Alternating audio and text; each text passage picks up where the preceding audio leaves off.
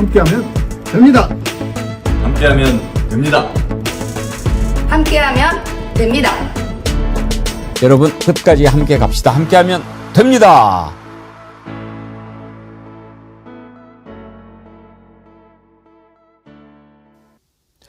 지난주 금요일 법원이 윤석열에 대해 징역 5년을 선고하는 모습 보시고 어떤 생각 드셨습니까? 저는 작년 1월 유난히 추웠던 그 겨울날이 떠올랐습니다. 키세스 유세단이 윤석열 탄핵을 요구하며 한방눈을 맞으며 도로에서 밤을 샐 때 윤석열을 지키겠다며 관저 앞으로 달려갔던 45명의 국민의힘 의원들, 나경원, 윤상현, 박대출, 이만희, 성일종, 이철규, 김정재, 정점식, 유상범, 그리고 장동혁. 수사권도 없는 공수처가 영장 쇼핑으로 발부받은 영장은 불법이라고 주장했던 그 주장, 법원이 모두 탄핵했습니다. 그런데 그들은 지금도 아무런 입장도 밝히지 않고 있습니다. 당대표는 탄핵에 대해 사과 같지 않은 개사화를 하고 1년 전 대한민국을 혼란에 빠뜨린 의원들은 어디에 숨어 있는지 아무런 입장도 내지 못하는 행태, 어떻게 봐야 할까요? 오늘은 이 이야기로 시작해 보겠습니다. 1월 19일 백운기의 정치 1번지 출발하겠습니다. 정어리몰에서 특별한 상품을 좀 준비했습니다. 가자미가 겨울이 제철인데요. 겨울에 살이 포동포동 올라서 지금이 딱 맛있을 시기라고 합니다. 매일매일 생가자미를 잡아서 손질 후에 여러분들이 드시기 편하게 뼈를 다 발라서 순살로만 보내드리고 있으니까요. 그냥 넣고 끓이기만 하면 된다고 합니다. 또 미역이나 참기름, 다진 마늘, 코인 육수, 소금까지 다 보내드리니까요. 가자미 이거 미역국 어떻게 끓이나 고민하시는 분들은 이런 것도 그냥 다 넣어서 그냥 끓이시면 된다고 합니다. 아주 간편하고요. 또 1+1으로 25,900원에 무료 배송으로 보내드린다고 하니까요. 이번에 꼭 구매하셔서 드셔보시길 바랍니다. 또 개인적으로 꿀팁 하나 더 드리면은요. 다 끓이신 다음에 집에 들기름 있으시면 한 숟갈 넣어서 드셔보시면 풍미가 훨씬 좋아진다고 하니까요. 한번 해보시면 좋을 것 같습니다. 또 생가자미 미역국 드시고 난 다음에 약간 입이 텁텁하거나 아니면 뭔가 좀 입이 궁금하다 이렇게 생각하시는 분들이 있을 텐데요. 타이백 감귤로 입가심하면 정말 완벽할 것 같습니다. 타이백 감귤도 드셔보시면 귤이 이렇게 달구나 느끼실 수 있을 것 같은데요. 이것도 5kg에 한 박스에 25,900원에 무료 배송을 해준다고 하니까요. 이번 기회에 고당도 감귤도 한번 드셔보시길 바라겠습니다. 정어리몰에서 준비한 생가자미 미역국, 타이백 감귤 많이 드시고 항상 건강하시길 바라겠습니다. 온라인으로 주문하시기 불편하신 분들도 계시잖아요. 전화 주문으로도 주문 접수 도와드리고 있습니다. 정어리몰 전화 1551-4158, 1551-4158로 전화 주시면 친절하게 주문 접수 도와드린다고 하니까요. 전화로도 언제든 주문해 주시면 됩니다. 정어리몰 많은 사랑 부탁드립니다. 고맙습니다.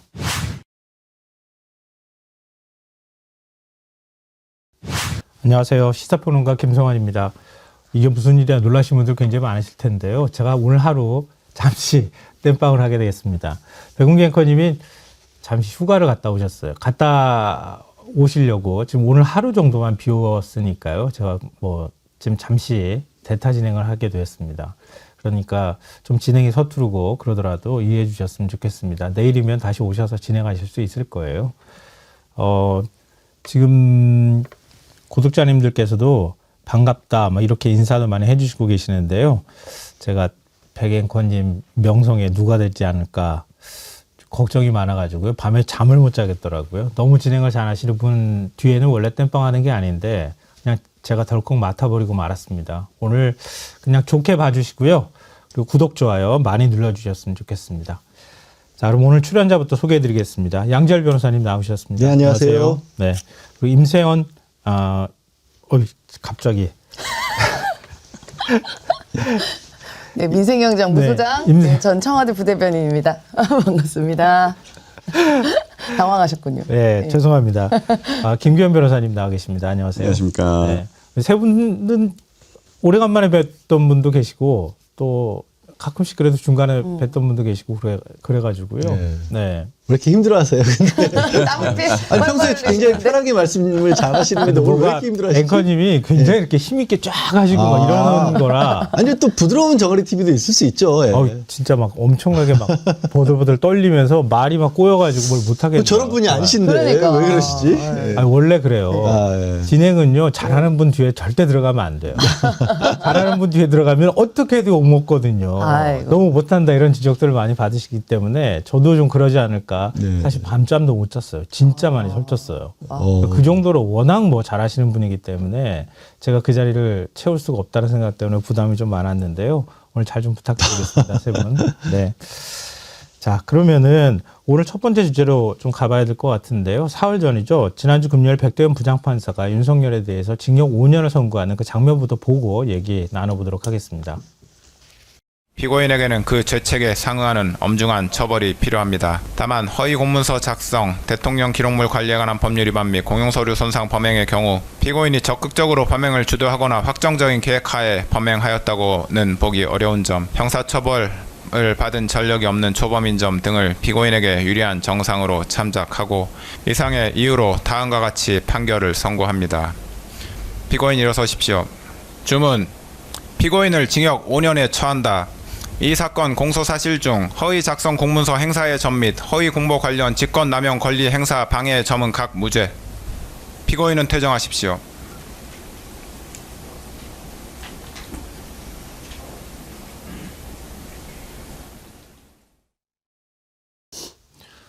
세 분은 선고 장면 보셨죠, 다?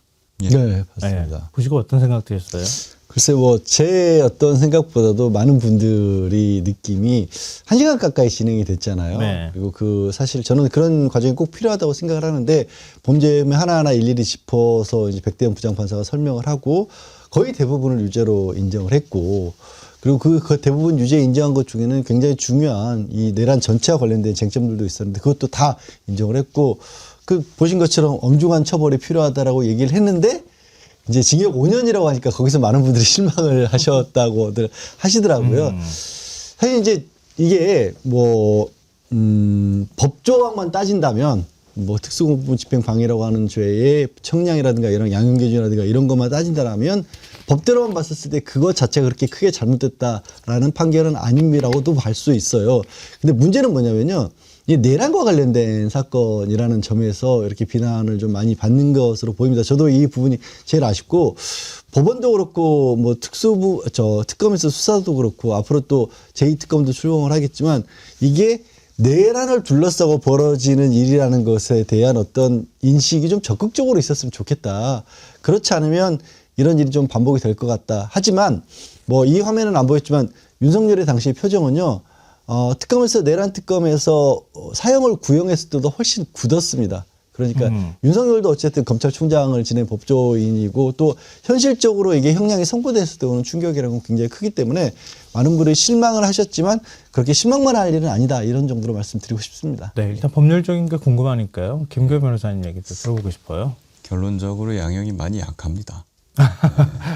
저도 좀 놀랐어요. 네, 징역 10년 이상 나올 줄 알았거든요. 1시간 가까이 이어진 선고 자체는 저는 들으면서 실시간으로 굉장히 좋았어요. 왜? 법리가 훌륭했거든요. 중간에 이제 유죄 선고를 하면서 내세운 법리들이 굉장히 깔끔하고 훌륭해서 와 이거 이제 역대급 판결이 될 수도 있겠는데 하는 기대를 가졌었습니다. 일부 심지어 이제 한 3개 부분이 무죄가 나왔는데요. 그 무죄 부분도 수긍이 가는 그런 논리였어요. 그렇기 때문에 굉장히 기대를 했습니다만 마지막에 징역 5년을 선고하면서 막 용두사미식으로 이렇게 빠져버리는 판결이 되었다고 좀 봤는데 징역 5년을 했을 때 제가 깜짝 놀랐습니다. 저는 8년 정도 예상을 했었거든요. 아니 근데 이게 징역 10년 정도 구형을 했는데 이 특수공무원 집행방해가 들어가 있는데 어떻게 징역 5년으로 감경을 해줍니까? 이론적으로 이론적으로 선고를 할 수 있는 최대 형량이 11년 3개월입니다. 네. 네. 그런데 구형을 10년을 했고요.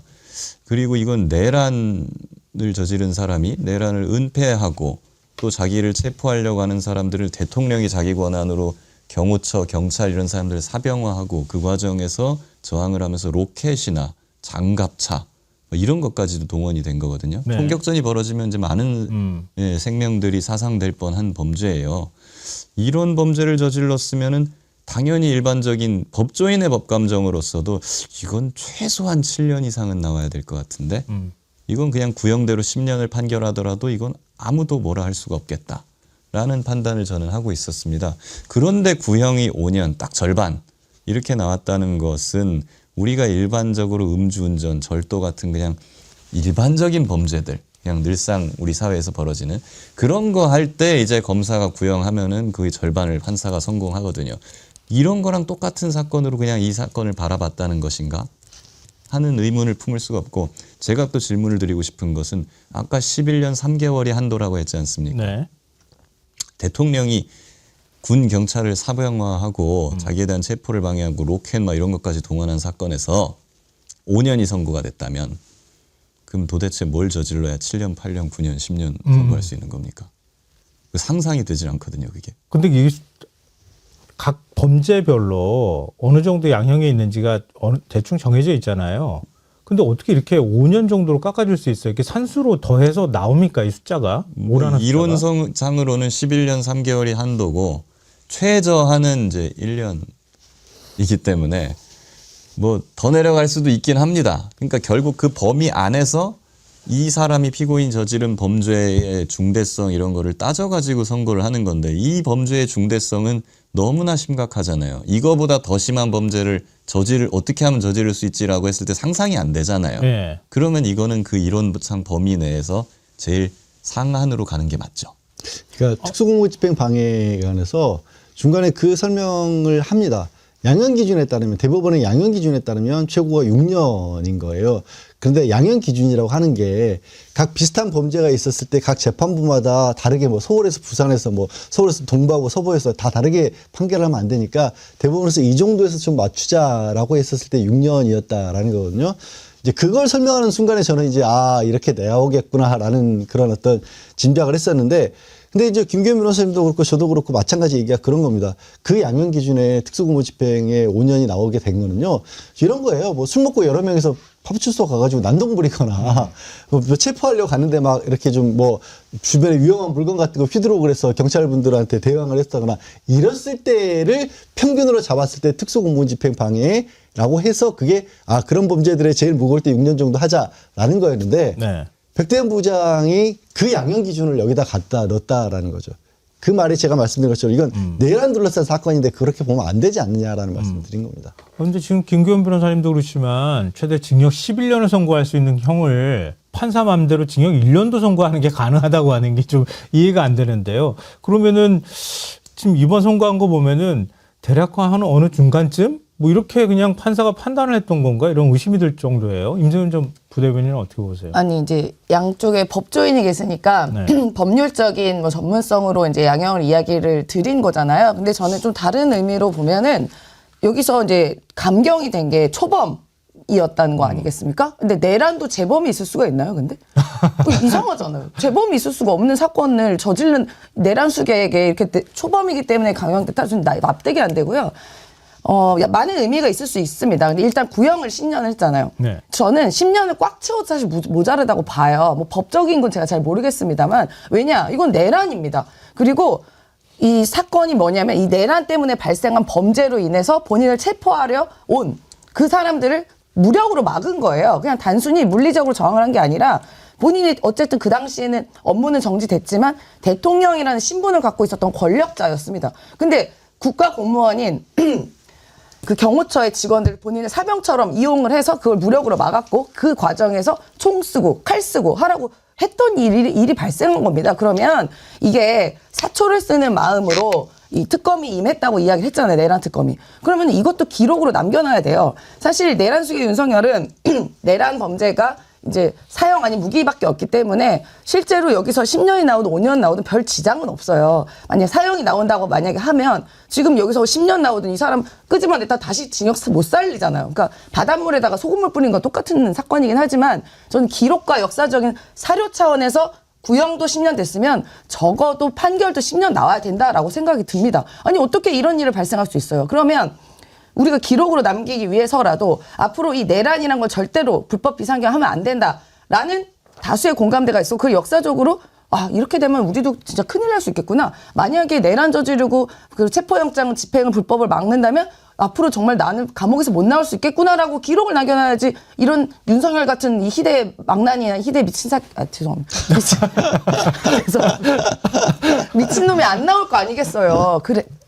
그래서 이 5년 구형이 우리 국민의 법감적으로는 납득이 안 되는 거다. 저는 그렇게 생각이 듭니다. 엄중한 처벌해야 된다니 어떻게 5년이 나옵니까? 그러니까 저도 선고 장면을 쭉 봤는데요. 앞에서 쭉 그동안에 이제 뭐 예를 들면 불법적인 그 수사였다라고 얘기하고 불법적인 영장을 집행하려고 했다. 뭐 이런 것들을 통해 가지고 결국은 국민의힘이나 윤석열 측에서는 절차적 하자를 얘기를 했던 거잖아요. 절차적 흠결을 얘기한 다음에 결국은 체포 자체가 불법이었기 때문에 위법 수사를 한 거여서 나중에 공소 기각을 해야 된다. 이런 주장으로 연결되는 건데 그걸 다 백두현 부장판사가 탄핵을 했어요. 그런데 왜 마지막 선고는 딸랑 그냥 이렇게 해버리니까 안 놀랄 수가 없는 거거든요. 거기에 이제 많은 분들이 이제 임세훈 소장님 얘기하신 것처럼 언론에서도 그렇고 이제 초범이라는 데 굉장히 많은 분들이 놀라신 것 같은데 뭐 제가 이건 백대현 부장 편들자는 건 아니고 이런 겁니다. 판사들이 실제로 판결을 할 때요. 뭐 숫자로 따지면 산수로 따지면 1 더하기 1 더하기 1은 해서 뭐 이렇게 계산해서 2를 결론을 내서 아 5구나 이렇게 뽑는 게 아니라 5라고 정해놓은 다음에 보통 이제 거기서 이제 가중 사유가 이런 것들이 있고 더 무겁게 처벌할 게 이런 게 있고 대신에 가볍게 처벌할 게 이런 게 있고 해서 그냥 법전에서 이제 감경 사유로 뽑고 있는 거를 옮기는 거예요. 네. 그래서 제가 이제 다른 판결에서도 저 판사들한테 가끔 그런 얘기를 하는데 판결문 쓸 때 제발 그 듣는 사람이 입장에서 좀 생각을 좀 해봐라 라는 얘기를 하는데 그러니까 꼭 초범이라서 감경한 게 아닌데 진짜 그런 거예요. 제가 백대현 부장판사 실제로 그런지를 알 수가 없으니까 보통은 그래요. 이게 뭐 이렇게 해서 7년을 정했어도 아마 초범이란 말이 들어갔을 거고 8년, 10년을 정했어도 초범이란 말이 들어갔을 거예요. 그래서 이게 결정적인 요소는 아니에요. 예. 근데 이렇게 감정들이 사람들이 들었을 때 도대체 저 사람 판사는 무슨 생각하는 거야 들게끔 이 판사들이 좀 써요. 그러니까 이게 또 이 윤석열이 이 체포영장 방해를 한 번만 한 게 아니에요. 그리고 그렇죠. 그때 실패하고 내가 또 갔을 때 또 했단 말입니다. 그러니까 반복했고 또 감형 사유가 해당될 수 없는 게 반성을 안 합니다. 이 인간은. 반성한 적 없잖아요. 그래서 남 탓하고 이게 정당했고 불법 비상계엄 아니고 본인의 권한이고 계속 이렇게 주장을 하는 것에 대해서 어떻게 이게 초범이란 이유로 양형 기준이 됩니까? 아유 저는 납득이 안 되고요. 물론 윤석열은 감옥에서 못 나올 거예요. 사형 아닌 무기이기 때문에. 근데 우리 국민의 법 감정상 5년? 이게 말이 돼? 라는 걸 어떻게 이 여론을 무시합니까? 재판도 물론 법리대로 하는 것도 맞겠지만 이런 국민의 법감정도 마냥 무시할 수는 없는 거 아니겠습니까? 그래서 우리 국민들이 분노하는 거다. 저는 그렇게 생각합니다. 직연 판사하고 다르게 법정 질서를 바로잡기 위해서 뭐 감치 명령하겠다 이렇게 해서 법정이 굉장히 조용했다고 하잖아요. 뭐 큰 소리도 나지 못할 정도로 그렇게 엄숙한 분위기에서 선고를 했다고 하는데 우리가 기대가 너무 컸던 걸까요? 백대현 부장 판사가 이전에 사형 구형했다는 걸 의식했던 건가요? 법조계 속설 중에 그게 있어요. 엄격한 판사일수록 양형이 되게 유하다. 그리고 이제 저 굉장히 막 웃으면서 막 잘해주고 막 이래던 판사일수록 양형에서 갑자기 막 배신 때리고 엄청나게 세게 때린다라는 속설이 있는데 그게 또 그대로 거의 보이는 것 같아가지고 좀 유감입니다 개인적으로. 그거는 속설이고 농담이어야 되는 거죠. 예, 그럴 뿐이고 근데 혹자는 또 이런 말씀도 해요. 너무 낮게 나온 거 아니냐라고 하면 이거는 솔직히 그냥 판사들도 예상 못했을 것 같아요 저는. 판사들, 그러니까 다른 판사들이나 변호사 보더라도 5년은 좀 너무 내려갔다라는 게 많은데, 근데 거기에 대해서 굳이 이유를 찾으려고 하는 사람들이 말하는 게 이거예요. 두 가지인데, 다치거나 죽은 사람은 없잖아 그래도. 체포 방해 과정에서 그 부분 하나 하고, 그리고 이제 뭐 초범이라든가 아니면 뭐 다른 얘기 있죠. 그건 제껴놓고. 어차피 직위원 재판부에서 사형이나 무기징역 나올 거야. 무기징역 나오면은 이게 5년이 됐든 10년이 됐든 어차피 무기징역인데 뭔 의미가 있냐. 뭐 이렇게 얘기를 하시더라고요. 근데 사람이 다치거나 죽었으면요. 11년 3개월이 한도라 했잖아요. 11년 3개월은 안 다치고 안 죽었을 때 할 수 있는 한도가 11년 3개월인 거예요. 다치거나 죽으면 사형까지 갑니다, 이게. 더 올라가는 거죠. 집행방해가 사형까지 가능합니까? 살인죄가 될 수가 있어요. 이거 같은 경우에는 총을 쏘라 그랬잖아요. 네네, 윤석열이. 네. 총을 쏘라고 했고 실제로 총을 쏴서 사람이 죽었으면 윤석열은 그 예상이 가능하지 않습니까? 살인교사죄입니다. 그렇기 때문에 이거는 사형까지도 올라갈 수 있고 그게 아니라 하더라도 특수공무집행방해 치사까지 가는데 그건 무기징역입니다. 그렇기 때문에 안 다치고 안 죽었으니까 11년 3개월까지인 거예요. 그러면은 그 정도 어간에서 선고를 해야죠. 그런 부분이고, 그리고 어차피 무기징역이니까 여기서 뭐 5년이든 뭐든 뭐 낮게 해도 상관없지 않냐라고 말씀하시는 거는 기계적으로는 그럴 수가 있는데 그렇게 판결하면 안 되죠. 다른 사건에서 사형이 나오든 무기징역이 나오든 무죄가 나오든 그거랑은 상관없이 이 체포방해 재판은 체포방해 재판인 겁니다. 이거 하나만 놓고 판결을 해야 되는 거예요. 그런데 다른 재판까지 염두에 두고 막 고려를 해가면서 판결하는 것은 잘못된 겁니다.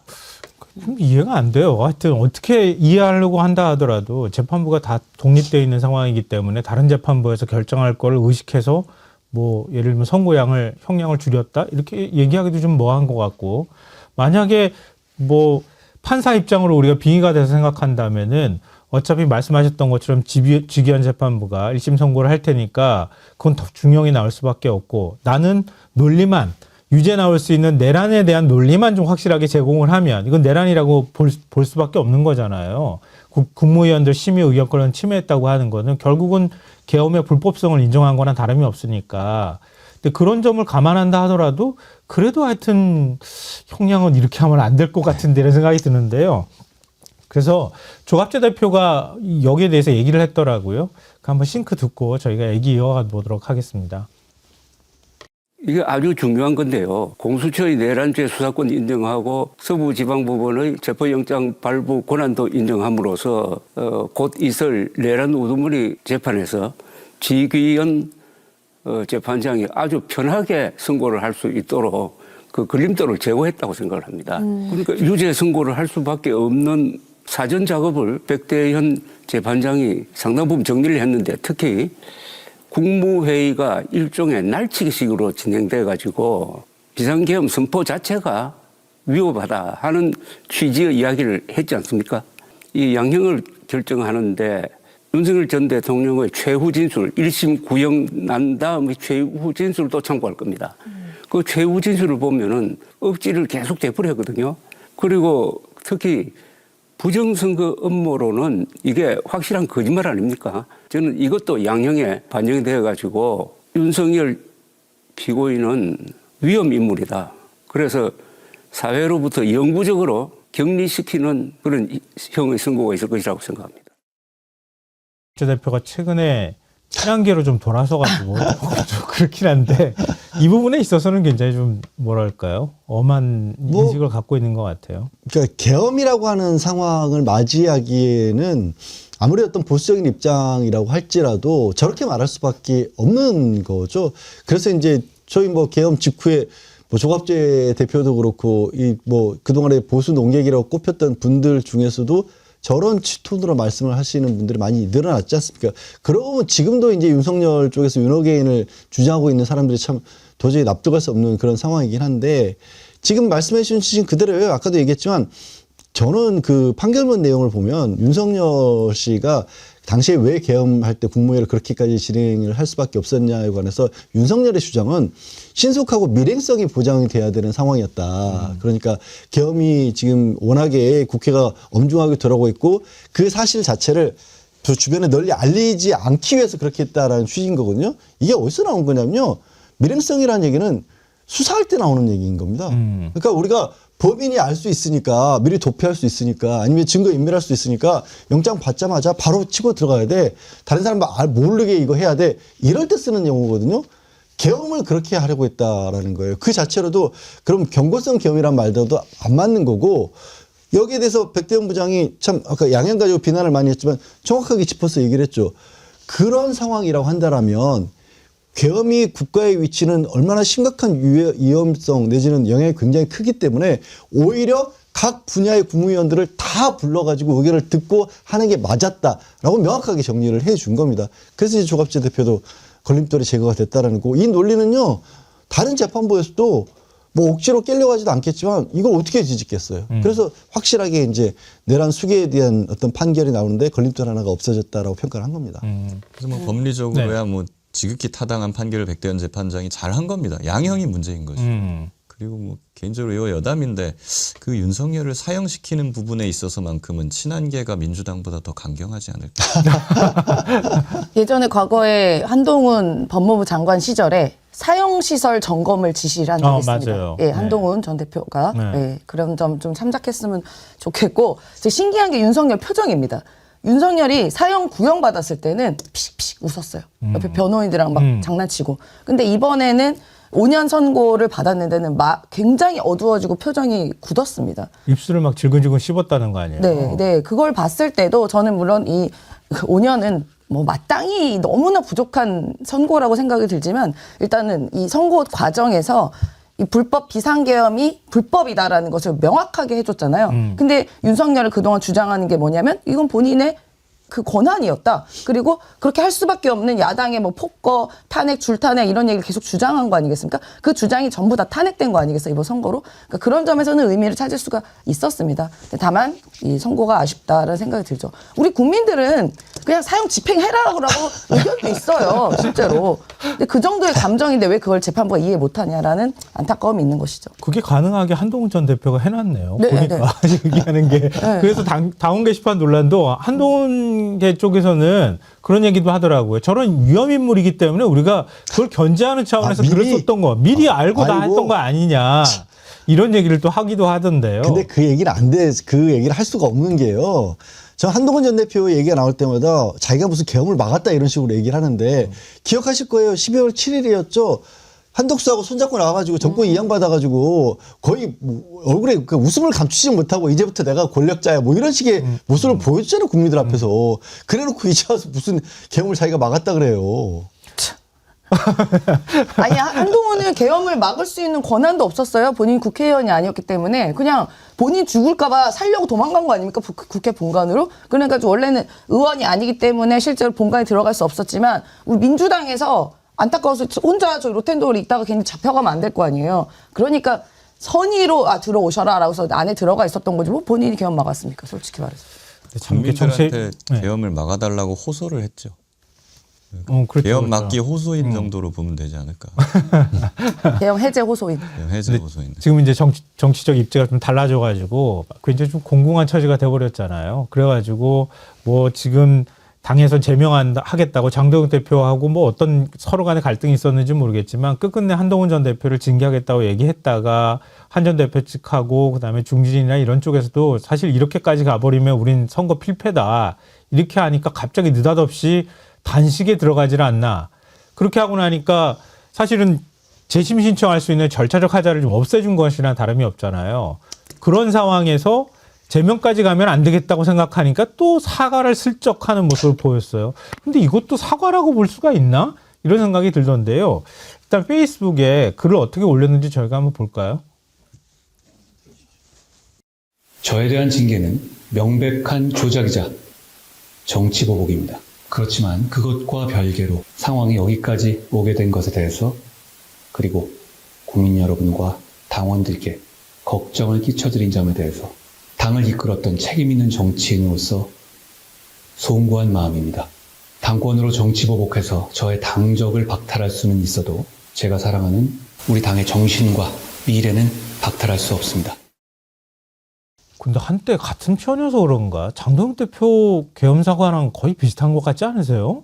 뭐에 대해서 사과하는지가 없고 그다음에 나에 대한 징계는 명백한 조작이자 정치 보복이다. 이렇게 얘기해버리면 이걸 어떻게 사과라고 받아줘야 되는 겁니까? 일단 모든 사과의 전제는 잘못을 인정하는 거잖아요. 네. 잘못을 뭘 잘못했다라는 거예요. 억울하다는 얘기로 시작하는데 어떻게 저게 사과할 수가 있겠어요.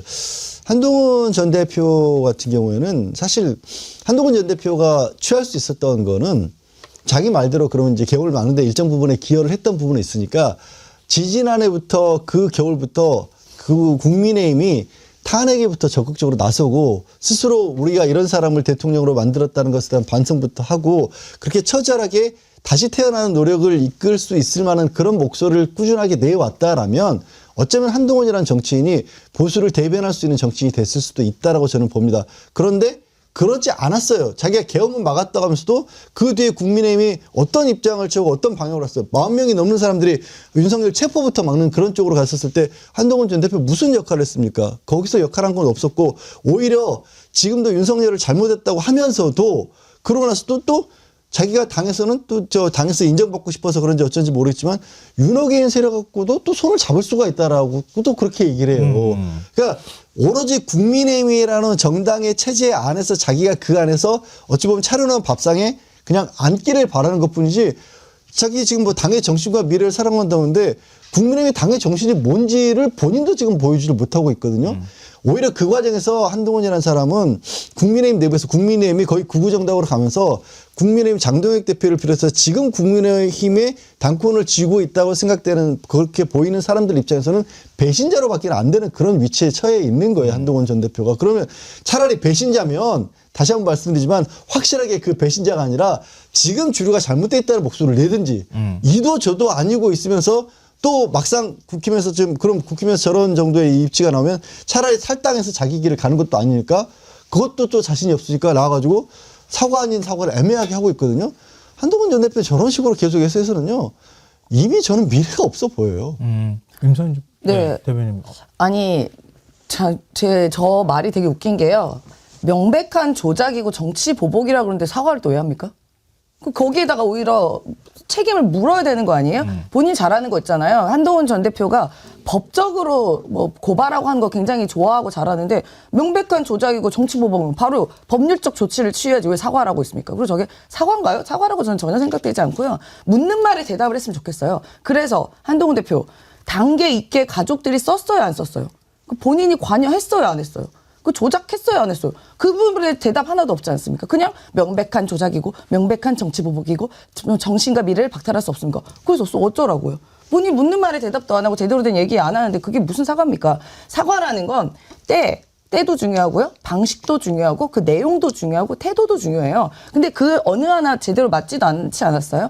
단계 있게 논란이 있었을 때 그때 바로 사과를 하거나 그때 입장 표명했었으면 이렇게까지 문제가 확산되진 않았을 거고 국민의힘에서도 이렇게 이 단계 있게 갖고 말이 많지 않았을 거예요. 당시에 만약에 정말 가족들이나 본인이 그 익명 게시판에 만약 관여를 하고 참여를 했다면 그때 좀 부적절했다. 뭐 가족들이 제가 정치하는데 힘든 것 같으니까 좀 도와주려고 한 게 좀 과도했습니다라고 했으면 아무 문제도 아닙니다. 사실 국민의힘에 있게 단계 뭐 보신 분 얼마나 되실지 모르겠어요. 당원들도 거기에 얼마나 참여해서 그 게시판을 조회를 하는지 모르겠습니다만 우리 그냥 일상생활을 지내는 사람들 그 익명 게시판 어디서 존재하는지도 모르는데 그거 갖고 이렇게 난리 필 일은 저는 아니라고 생각이 들거든요.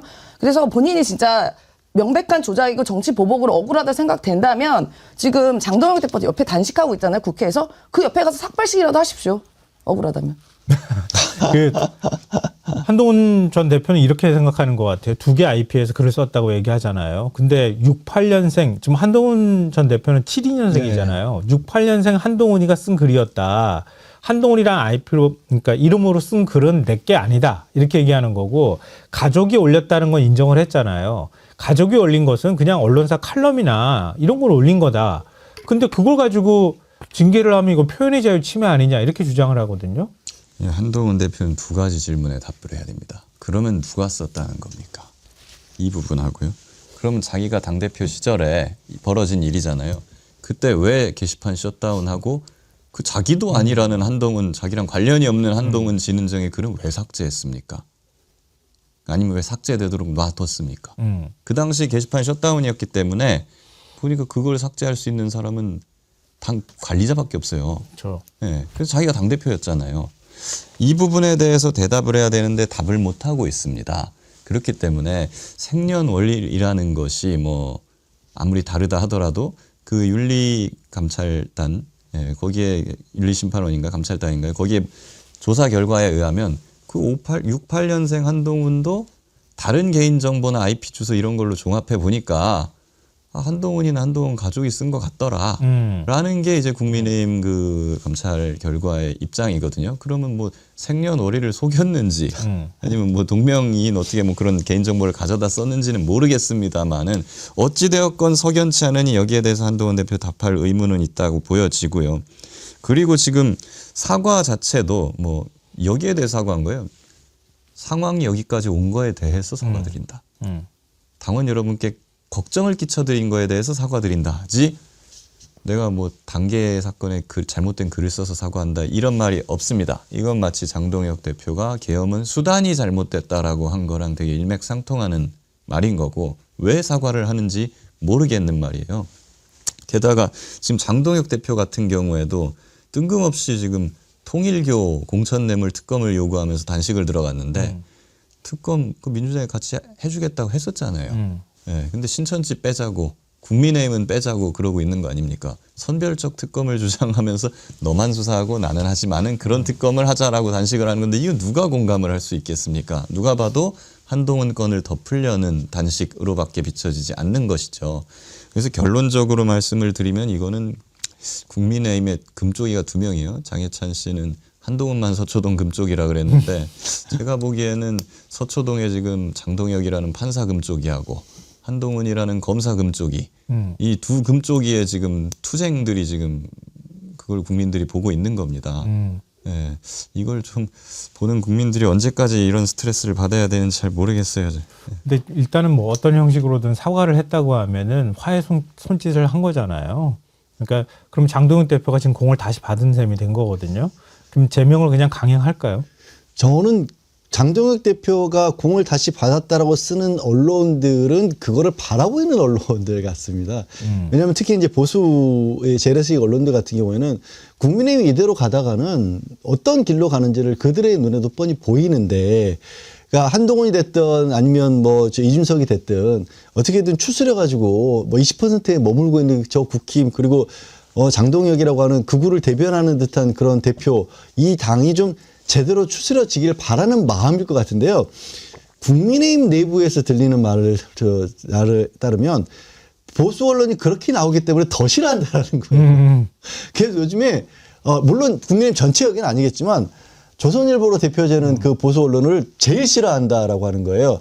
그리고 또 참 묘하게도 이제 기왕에 좀 방송이나 언론 얘기가 나왔으니까 그런 어떤 극단적인 주장을 하는 사람들이 뭐 국민의힘에서 미디어 대변인이나 이런 것도 나왔지만 그 방송에서 쉽게 부르고 쓸 수가 없다 보니까 이른바 보수 스피커라고 하는 사람들은 한동훈계에 집중이 돼 있다라는 거죠. 그래서 이번에 이제 윤리심판원에서 제명 의결 하면서도 그 얘기도 해요. 한동훈 본인도 그렇고 본인 지지자들을 동원해서 언론에서 일방적인 주장을 펴고 있다. 그럼 이제 지금 국민의힘의 지금 당권을 가지고 있는 사람들, 또 최고위원이나 이런 사람들은 뭘 지금 자신들의 어떤 대화 청구 내지는 소통하는 창구로 삼냐면 극우 유튜버들인 거예요. 하다 이제 고성국 유튜버는 아예 입당을 하지 않았습니까? 그래서 더 쪼그라들었지만 더 쪼그라들지언정 그들끼리 단단해질지언정 보수 언론이 바라고 있는 한동훈과의 재결합 저는 안 할 것 같습니다. 네. 뭐 조선일보가 한동훈 징계했을 때 뭐 마피아, 테러 이렇게 해가지고 징계하는 게 어디냐 뭐 이렇게 하다가 그 이틀 뒤에는 다시 한동훈한테 사과하라고 사설을 썼잖아요. 그래서 국민의힘 내부에서도 이게 뭐 하는 짓이냐. 그래서 굉장히 화를 냈다고 얘기하는 얘기를 저도 좀 들었거든요.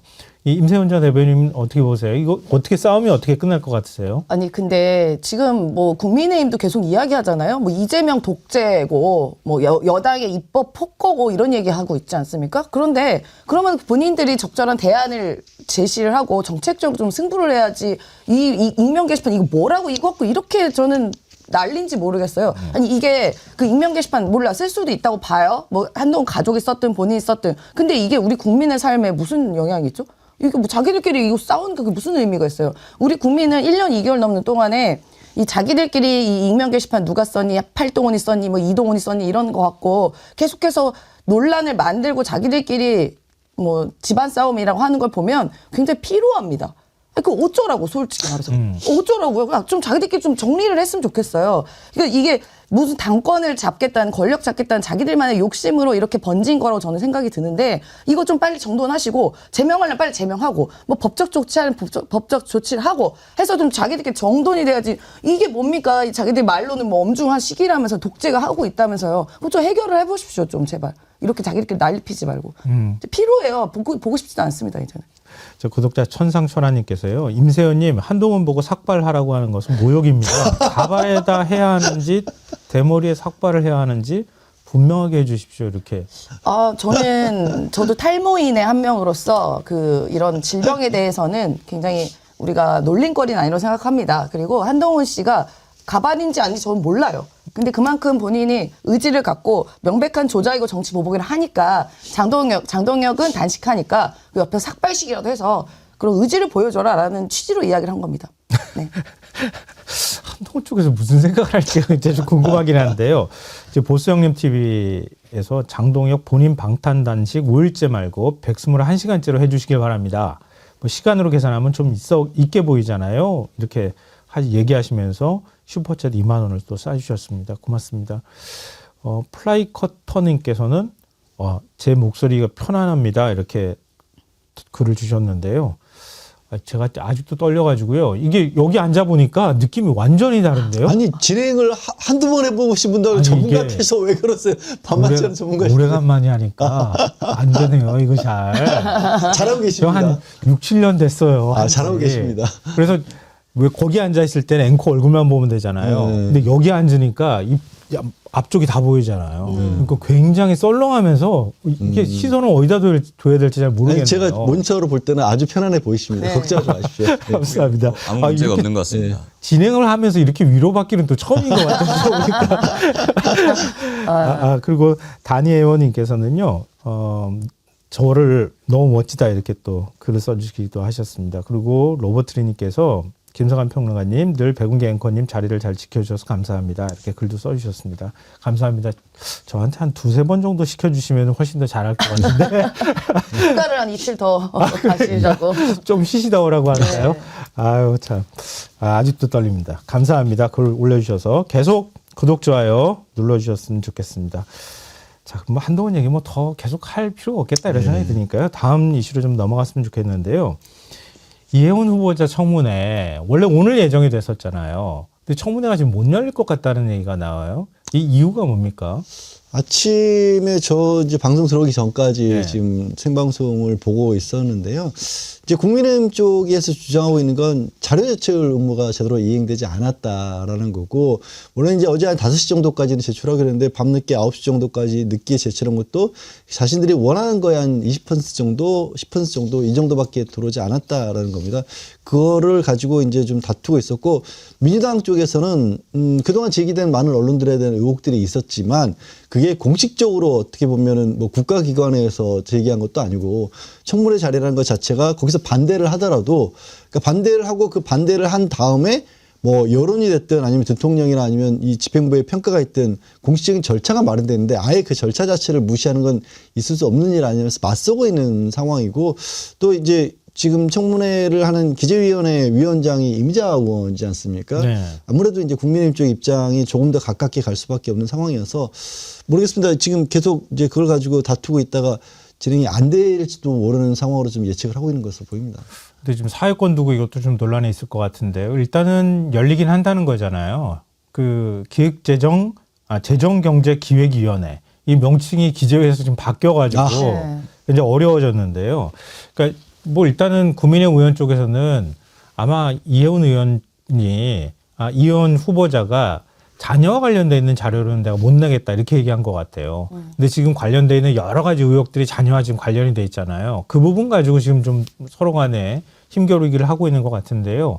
만약에 위원장이 사회권을 행사하지 않겠다 그러면은 과반 이상을 차지하고 있는 민주당 쪽에서 그냥 열어도 되긴 되는 겁니까? 사회권 받아가지고? 아마도 이제 간사끼리 아마 협의를 해서 네. 뭐 진행은 이렇게 하게 될 거라고 저는 보고요. 일단 이미자 씨가 이제 국회 재경위원장입니다. 이제 아까까지 봤을 때는 사회를 하고는 있었어요. 지금 제가 들어오기 직전까지 봤을 때는. 그래서 좀 대치를 하고 있는 상황으로 보여지는데, 일단 국민의힘은 여러 가지 뭐 논란, 문제 이런 거 문제 제기할 수 있어요. 그런 대신에 청문회 때 하시면 되는 거지. 그걸 무조건적으로 보이콧하는 게 과연 국민에 대한 책임감을 다 하는 건가라는 질문을 안 할 수가 없습니다. 그리고 이혜훈 장관 후보자가 어디 소속이었습니까? 자당의 소속이었어요. 국민의힘 소속이었고 국민의힘에서 3선을 했던 의원이었고 뭐 공천도 5번인가 받지 않았겠습니까? 그럼 본인들도 그동안에 이렇게 문제가 나왔던 것에 대해서 완전히 본인들도 책임에서 자유로울 수는 없어요. 공천을 그 단수 공천을 몇 번이나 주는 과정에서 이혜훈 후보자가 본인들이 주장하는 것처럼 이렇게 문제가 많고 뭐 그 장관 해선 안 되는 그런 인물이라면 안에서도 걸른 장치가 있었어야죠. 왜 그동안 그렇게 공천했었습니까? 그러면 지금 문제 제기가 나온 부분이 있으면 이 청문회라는 공적인 검증 과정인 이 단계에서 그 문제 제기해서 해명을 들으시면 돼요. 이혜훈 장관 후보자도 지금까지 나온 거는 언론 보도를 통한 검증에 대한 시간이었으면 이제 국회의 시간으로 넘어갔으면 그 온전한 책임감을 다 하면 됩니다. 무조건 보이콧만 할 일은 아니라고 봐요. 근데 왜냐하면은 이 사람들이 그럴 수밖에 없는 게 본인들 겸연쩍겠죠. 우리 당 출신의 사람이었는데 우리 당 사람이 이렇게 문제가 많아. 그걸 문제 제기를 또 해야 돼. 그럼 이도저도 못하고 야 이거 우리 당 사람이었는데 이거 어떡하냐? 이거 얘 이렇게 문제 많은데 그러면 우리 당에서는 이렇게 문제 많았던 사람이 계속 존재하고 있었고 정치를 하고 있었다는 거 아니야? 라고 하니까 자기들도 민망하니까 이렇게밖에 할 수 없는 거 아니겠습니까? 그러니까 말씀하셨던 것처럼 인사청문회 열었는데 막 의혹 제기를 해요. 그럼 이혜훈 후보자가 그러는 거죠.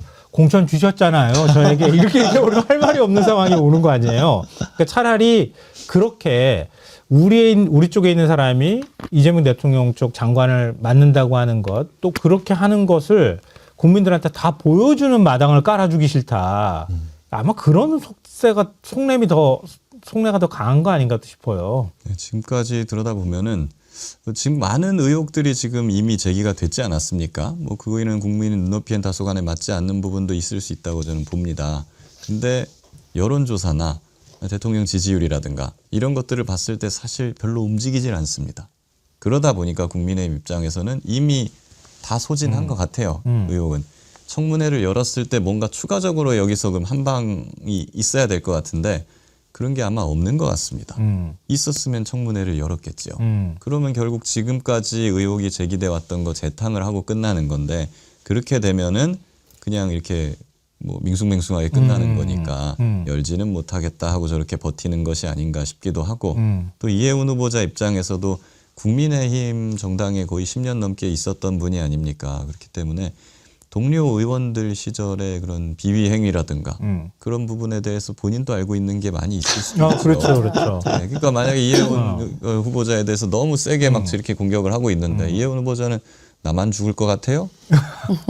이럴 수도 있는 겁니다. 그렇기 때문에 근데 청문회를 열면은 그런 게 또 추가로 막 나올 수도 있는 거잖아요. 그러니까 결국에 국민의 입장에서는 청문회를 안 열고 그냥 넘어가는 거 오히려 자격 미달이다. 예, 뭐 이렇게 라는 생각을 하는 거일 수도 있겠다라는 생각이 들어요. 저는 개인적으로 이런 생각을 해봤어요. 이재명 대통령이 진짜 정치 천재인가? 라는 생각이 들었습니다. 이혜원 장관 딱 지목하면서 막 논란 쭉 나오잖아요. 근데 그게 다 국민의힘 시절에 나왔던 그 논란이잖아요. 그러면 이제 이혜원 장관 후보자가 어떻게 될지 모르겠습니다. 청문회가 어떻게 진행되고 뭐 낙마를 하실지 국무원이 되실지는 모르겠습니다만 그 이후에 이재명 대통령께서 국민의힘에 있는 의원들이나 정치인들 한 번씩 장관으로 지목해봤으면 좋겠어요. 줄줄 사탕처럼 나오지 않겠어요, 지금처럼? 그러니까 그만큼 국민의힘은 지목하는 족족 무슨 우리가 어디 뭐 이렇게 뭐 물반 고기반이라고 하잖아요. 그 물반 고기반처럼 비리 투성이라는 거를 우리 국민께 증빙하는 길이 아닐까라는 생각이 듭니다. 일단 주진우 법무부 장관 추천합니다. 네, 그러게요. 자기 자녀들은 뭐 할아버지한테 재산 엄청나게 많이 받았던데 보니까 자기도 전국의 땅하고 집들이 다 뭐 몇 채더라. 제가 좀 기억이 안 나는데 굉장히 많더라고요. 근데 참 한 가지 아까 얘기하신 것처럼 김계민 변호사 지적한 부분이 대통령이나 아니면 그 지지율에 이런 데 큰 영향이 없다라고 한 부분에 혹시 국민들이 그런 생각하는 게 있지 않나. 그러니까 저게 저는 안 좋다고 보는 게 어떤 경향이냐면 지금의 국민의힘 계열에서 뭔가 문제가 터지잖아요. 그럼 그럴 줄 알았다 정도. 그러니까 원래 뭐 그런 정도는 그냥 저쪽에서는 터질 수 있는 거지 정도. 그리고 진보적인 어떤 입장을 가진 정당에서 뭔가 문제가 생기면 그보다 훨씬 작은 게 터져도 크게 더 비난받아 버리는 그렇죠. 그런 어떤 가끔 경향들이 좀 보이거든요. 그래서 이제 대통령에겐 뭐 다행스럽게도 이게 누가 안 되고 있는데 이게 지금 이혜훈 후보자를 둘러싸고도 그런 경향이 나타나는 것 같아서 저는 되게 그거는 좀 안타까워요, 사실. 그게 그렇게 봐야 될 게 아니잖아요. 왜 양쪽에 대해서 그렇게 다르게 봐야 돼요. 오히려 더 엄격한 잣대로 봐야 되고. 그리고 또 한편으로 걱정되는 부분은 분명히 대통령은 파란색과 빨간색을 가리지 않고 운동장을 넓게 쓰시겠다라고 그렇게 입장을 밝혔는데 누구를 그러면 데려다가 써야 되지 앞으로? 그런 고민이 대통령에도 생겼을 것 같아요. 이혜원 후보자가 딱히 이전에 그런 문제가 많이 불거졌던 인물은 아니에요, 정치권에서. 그런데도 불구하고 이렇게까지 나오면 그럼 뭐 아니 바로 주진우 이런 사람이 만약에 임명이라도 하면 그래서 이거 이 대통령도 고민스러울 것 같아요. 이 상황이. 지금 이민자 위원장이 여야 간사한테 청문회 개최 여부 협의해가지고 오라. 뭐 본인은 이제 그렇게 일단은 뭐 사회권을 자기가 쥐고 가면서 이렇게 주도를 하는 것 같은데요.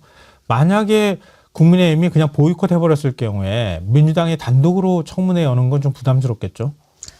그렇죠. 아무래도 최대한 합의로 가서 어쨌든 자리에는 앉아라도 있게 해서 가야 맞지 않겠습니까? 근데 만약에 정말 끝까지 보이콧하면 어쩔 수 없죠. 민주당 단독으로라도 청문회 진행을 해야 되지 않을까 싶습니다. 그럼 또 국민의힘한테 부담스럽잖아요. 네, 근데 그거는 좀 관건이 있어요. 사실은 위원장이 사회를 거부해야지 이제 민주당 간사가 대리를 해가지고 열 수가 있거든요. 근데 과연 뭐 이미자 위원장이 그걸 순순하게 용납을 할지 그게 관건입니다. 만약에 사회권을 이미자 위원장이 계속 가지고 있으면서 놓지 않는 상태로 청문회를 안 열면 그 민주당 입장에서는 방법이 없어요. 그렇기 때문에 이렇게 가게 되면은 청문회 없이 그냥 훌쩍 기간이 오가되어 버릴 가능성도 배제할 수는 없다고 보고, 이 이혜원 후보자 인사청문 요청안이 2일에 도착했거든요. 네. 20일 안에 청문회를 해야 되니까 22일까지 해야 됩니다. 그럼 22 사흘밖에 지금 안 네. 남은 거잖아요. 20일이 지나면은 이제 대통령이 그 송부 요청을 하게 되고 거기서 또 추가로 10일이 더 지나면은 청문회 여부와 관계없이 임명을 할 수 있게 됩니다.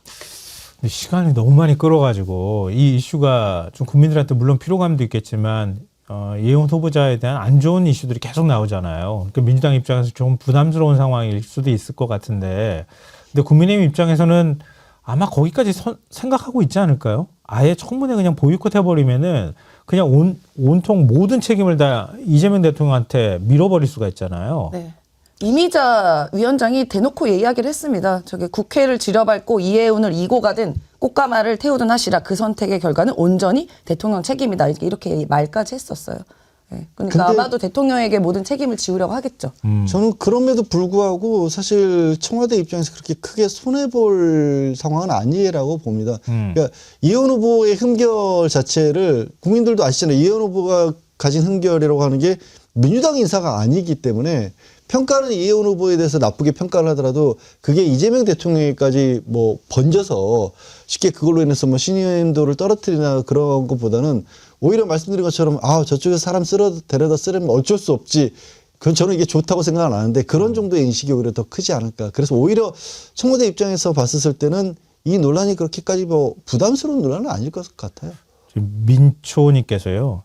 이미자를 장관으로 임명하지? 이렇게 얘기하시는데 네.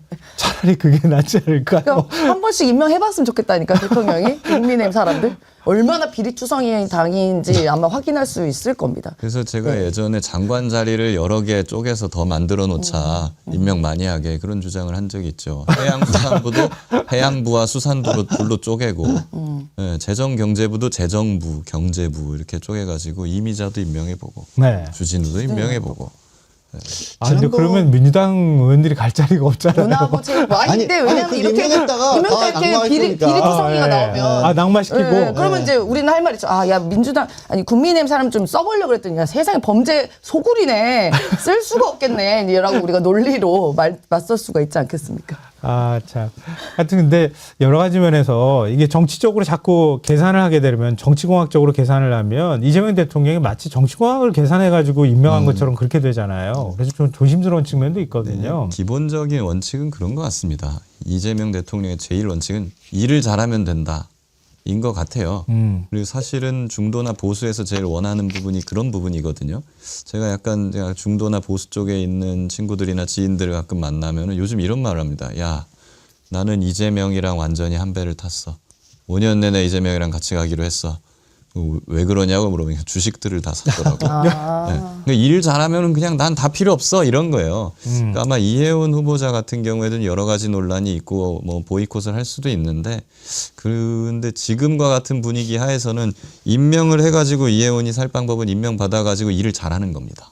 네, 그렇게 해가지고 뭐 국민의 눈높이에 어느 정도 맞춰주는 수밖에 그렇죠. 없는 것 같아요. 네, 오히려 실력으로 검증을 받는 게 더 낫지 않을까. 어쨌든 지금 상황으로는 다음번에 이재명 대통령이 또 통합형 인사를 하거나 탕평 인사를 했을 때 사실 우리라기보다는 좀 반대편에 있는 사람을 임명할 가능성이 굉장히 많은데 그런 사람들을 쉽게 쓰고 버려버리면 아무도 오려고 하지 않을 거 아니겠어요. 그러니까 그런 통 큰 정치라고 해야 될까요? 그런 가치의 측면이 좀 있기 때문에 그냥 인사청문 안 하고 낙마를 시키거나 인사청문을 했다고 해서 쉽게 낙마시키면 좀 안 된다. 이거는 한 사람의 뭐 여러 가지 비위 의혹과 관련되는 문제를 넘어서는 큰 차원의 어떤 정치가 아닐까? 뭐 그런 생각도 좀 하게 되는 것 같습니다. 자, 그리고 무인기 얘기를 좀 했으면 좋겠는데요. 이게 뭔지 모르겠어요, 저는. 세 차례 무인기를 날렸다고 얘기를 하는데, 북한 측은 뭐 2차례만 얘기를 하던데, 근데 윤석열 정권 시절에 그때 대통령실 대변인실에 계약직으로 있었던 2명이서 같이 공모해가지고 지금 무인기를 북한 쪽으로 날렸다. 이렇게 얘기가 나오는 거죠. 그렇습니다. 지금 말씀하신 것처럼 윤석열 대통령실에서 근무도 했었고 둘이 같은 학교 출신이고 또 뭐 보수단체를 만들기도 했던 그런 사람들이라고 네, 뭐 하거든요. 청년단체 활동도 청년단체 같이 했다고 활동을 하더라고요. 했다라고 하고 그리고 이제 그런 어떤 경력을 바깥에서 내세우는 바람에 윤석열 당시 때도 좀 문제가 됐다라는 거고 지금까지 알려진 바로는 지난해 11월에도 문제가 된 어떤 그 무인기가 아닌 다른 무인기를 날리다가 이미 검거가 된 적도 있어라는 거예요. 그런데 이제 좀 제가 좀 고개를 갸웃했던 게 이미 검거가 됐었는데도 불구하고 당시에는 대공 혐의점이 없다라는 이유만으로 그냥 항공안전법 위반 정도로 지금 송치를 했다 이렇게 보고 있거든요.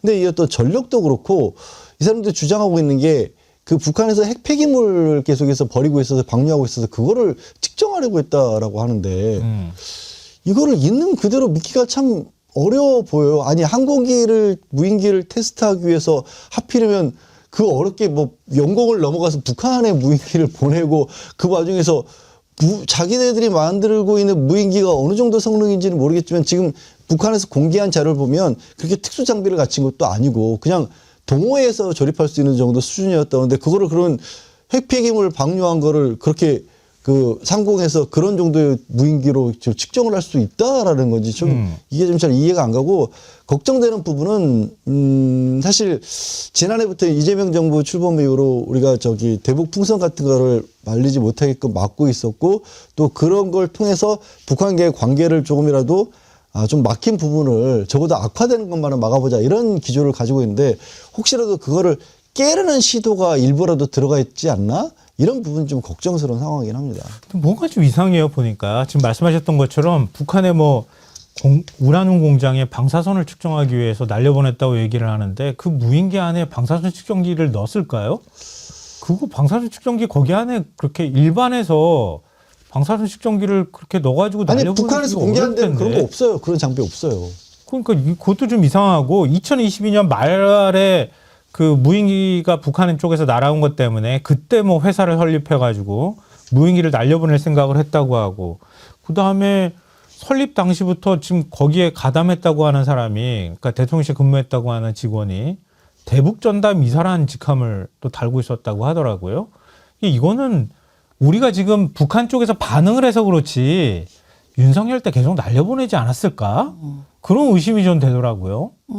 그러니까 지금 이게 국가안보실 소속이었던 뭐 사람도 있다고 하고 전직 군 고위 관계자도 포함되어 있다고 하고 지금 어디까지 이게 사람이 관여가 되어 있는지를 모르겠어요. 그래서 이 사람들이 어쨌든 민간 드론 업체 및 탈북민 단체를 앞세우긴 했는데 실제로 정부 예산과 혹여나 군 자산을 불법 유용해서 만약에 무인기를 개조하고 날렸다면 이건 법적으로 처분이 돼야 되는 상황이죠. 지금 수사를 계속 진행을 하고 있는데 일단은 비상계엄 명분 만들기 위해서 무인기 보냈다라는 그 혐의와도 이제 연관한 것까지 의심을 하고 있는 상황입니다. 그래서 이게 단순히 대북 전단을 단순하게 보낸 살포가 아니라 이 정권의 그동안 윤석열 정권 위기였을 때 이걸 타개하기 위해서 의도적으로 남북 간의 군사 긴장 조성한 이러한 부품 공작이라면 이거 엄벌에 쳐야 되는 문제죠. 왜냐하면 우리는 국가가 위기가 될 수도 있었던 사건 아닙니까? 만약에 도발이 먼저 선제적으로 이루어졌다면 저쪽에서 반응이 와서 국지전으로 일어났었다면 이거는 인명피해도 발생할 수 있는 것이고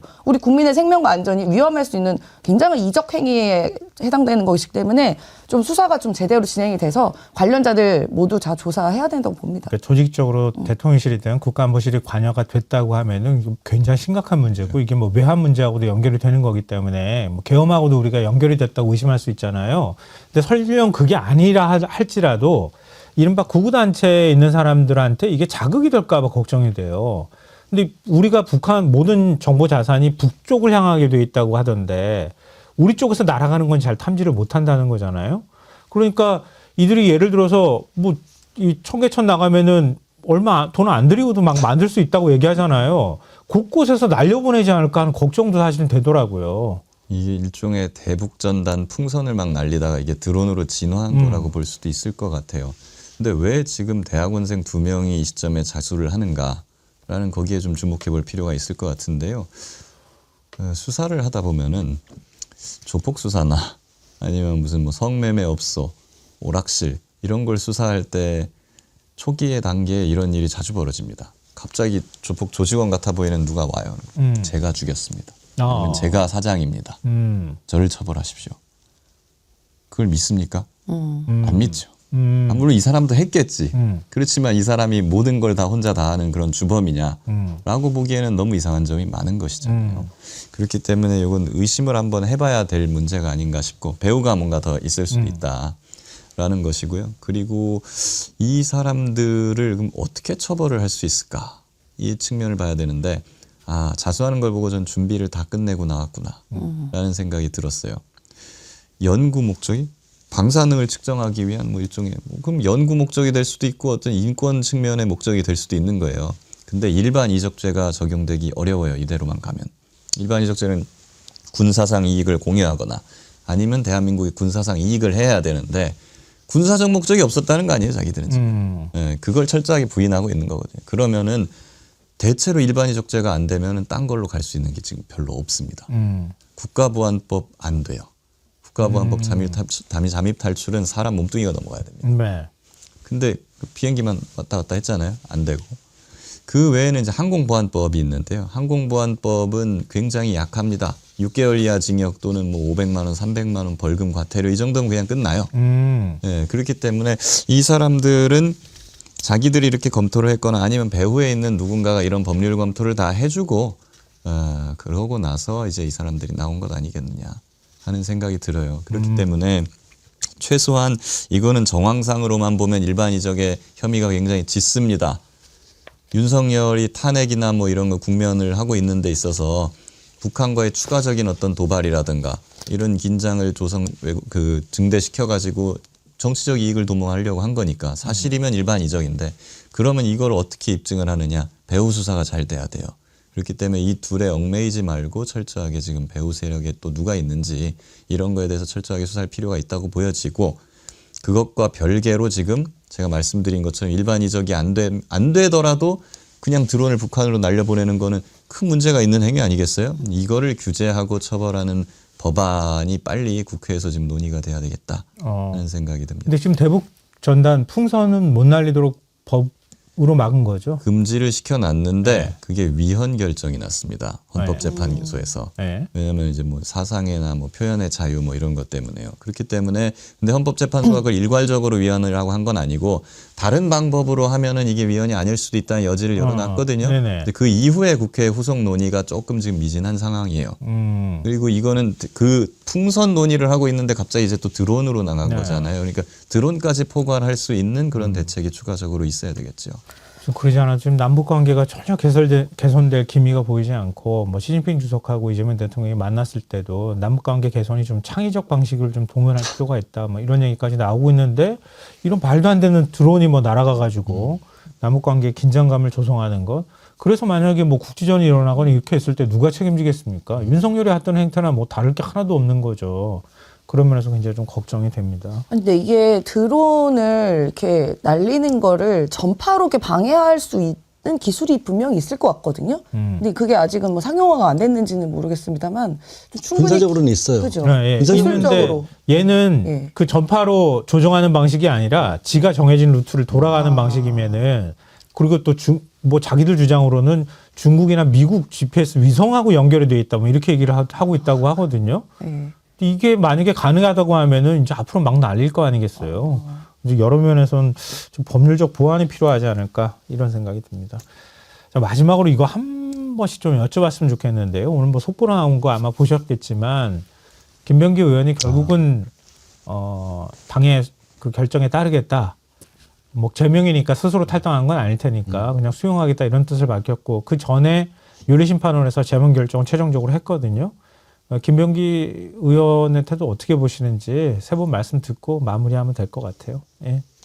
뭐 이거는 소장님이 먼저 네, 제가 또 당에서 또 선임 부대변인을 하다 보니까 이제 당의 입장으로는 저희가 충분히 인내를 했어요. 김병기 의원에 대해서는 왜 이렇게 빨리 처분을 안 하냐라고 했지만 그래도 전직 원내대표였고 또 당의 중요한 역할을 많이 하셨던 분이니까 좀 최대한 예우를 또 갖추기 위해 노력했고 최대한 많이 인내했다라고 말씀을 드리고요. 지난주 일요일에 저희가 이제 박수현 수석 대변인 명의로 애당의 길이 무엇인지 고민해봤으면 좋겠다라고 최종으로 저희가 제안을 드린 겁니다. 사실 오늘 탈당한 건 좀 많이 늦었어요.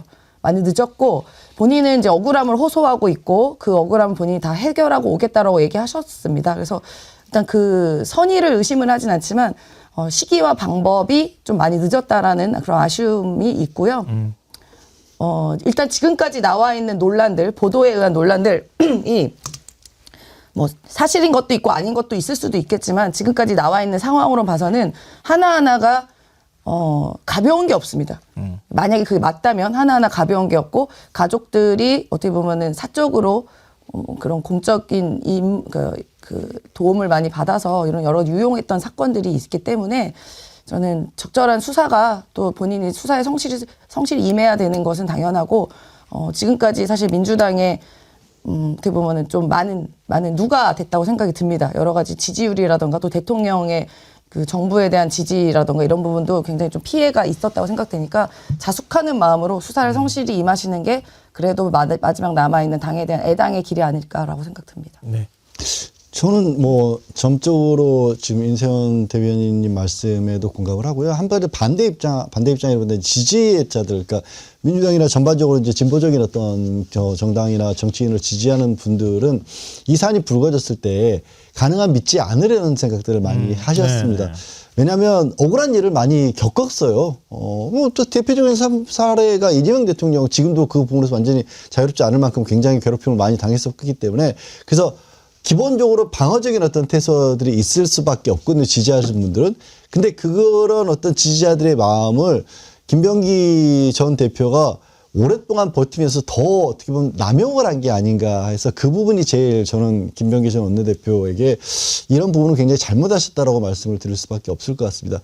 오히려 그러니까 이 순수하게 어떤 민주당이나 진보당이나 이 진보적인 입장을 가진 정치인들을 지지하는 지지자들의 마음을 더 좀 빨리 할 수 있는 부분은 그런 분들이 다시 더 나올 수는 안 되겠지만 혹시라도 문제가 지적된 분들이 있다라면 본인이 더 먼저 앞서서 더 선결적으로 탈당을 한다거나 이런 자세를 취한 다음에 그래서 지지자들을 안심시켜주는 모습으로 갔었어야 하는 게 아닌가 싶습니다. 네. 예, 사실 전재수 장관 사례하고 굉장히 비교를 할 수밖에 없어요. 전재수 장관 같은 경우에는 의혹이 이렇게 뭐 커지기도 전이고 지금 와서는 굉장히 억울할 수도 있겠다라고 싶은데도 탈당을 했고 심지어 탈당을 안 했고 저희 장관직을 버렸잖아요. 어떻게 보면 장관직을 정치인이 내던진다는 거는 굉장히 큰 그렇죠. 결심이라고 볼 수밖에 없는 건데 김병기 대표 같은 경우에도 초반에 그 정도의 결기를 보여줬다고 한다면은 이렇게까지 논란이 되고 뭐 난장판이 되는 그런 그러니까 어떻게 보면 상처뿐이잖아요. 이렇게까지 오진 않지 않았을까 싶어서 굉장히 아쉽습니다. 물론 뭐 당의 중진이고 원내대표까지 한 인사기 때문에 쉽게 뭐 거취를 결정하기는 좀 어려웠을 거라고 생각하는데요. 근데 말씀하셨던 것처럼 아쉬운 거는 타이밍을 좀 놓쳤다고 하는 거예요. 일을 이렇게까지 키워놓고 난 다음에야 결국은 제명이 되고 그리고서야 이제 일이 마무리되는 게 맞나 이런 생각이 들고요. 그 사이에 민주당이 받았던 상처도 좀 생각해야 되지 않을까. 근데 좀 다행스러운 거는 더 법률적 문제나 이렇게 끌고 가면은 굉장히 부담스러웠을 텐데 여기서 그냥 마무리하겠다 이렇게 보였던 태도는 그나마 좀 불행 중 다행이 아닐까 그런 생각이 듭니다. 자, 오늘 세 분하고는 여기서 마무리해야 될 것 같아요. 임세원 전 청와대 대변인님 앞서 제가 소개할 때 주석이가 떨려가지고 제대로 소개 못해서 양결 변호사님, 김규현 변호사님 세 분 오늘 고맙습니다. 네, 고맙습니다.